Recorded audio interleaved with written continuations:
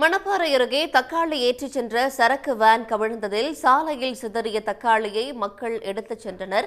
கூடுதல் தகவல்களுடன் இணைகிறார் செய்தியாளர் மருதமுத்து. மருதமுத்து, இந்த விபத்து நேரிட்டது எப்படி? அங்க இருக்கிற சூழல் என்ன? வணக்கம். அதாவது மணப்பாறை திருச்சி மாவட்டம் மணப்பாறை காய்கறி சந்தையில் இன்று தக்காளி பெட்டிகளை ஏற்றிய சரக்கு வேன் ஒன்று துவங்கச்சி நோக்கி சென்று கொண்டிருந்தது. இந்த வேனானது புத்தானத்தை அடுத்த மெய்யம்பட்டி பிரிவு என்ற இடத்தில் வளைவில் திரும்பும்போது ஓட்டுநரின் கட்டுப்பாட்டை இழந்த வேன் சாலையின் நடுவில் கவிழ்ந்தது. இந்த இந்த வேன் கவிழ்ந்தது. வேனில் ஏற்றப்பட்டிருந்த தக்காளி பெட்டிகள் அனைத்தும் கீழே, தக்காளி பெட்டிகள் இருந்த தக்காளி முழுவதும் கீழே கொட்டியது.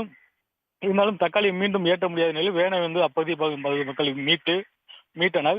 இந்த விபத்தில் தக்காளி வேன் ஓட்டுநருக்கு இது அதிர்ஷ்டவசமாக எந்தவித காயமும் ஏற்படவில்லை. இருப்பினும் தக்காளிகள் முழுவதுமாக சாலையில் கொட்டி வீணானது. இந்த நிலையில் நல்ல நிலையில் இருந்த தக்காளிகளை அப்போது சாலையில் சென்றபோது அப்போதைய பொதுமக்களும் தங்களது பைகளை நிரப்பிச் சென்றனர். இது பொதுமக்கள் தக்காளி விலை கூடுதலான நேரத்தில் இந்த தக்காளி வீணானது விவசாயிகள் மத்திய எதிர்ப்பை ஏற்படுத்தியுள்ளது.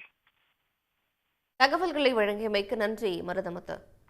உடனுக்குடன் செய்திகளை தெரிந்து கொள்ள சன் நியூஸ் பெல் ஐகானை கிளிக் பண்ணுங்க.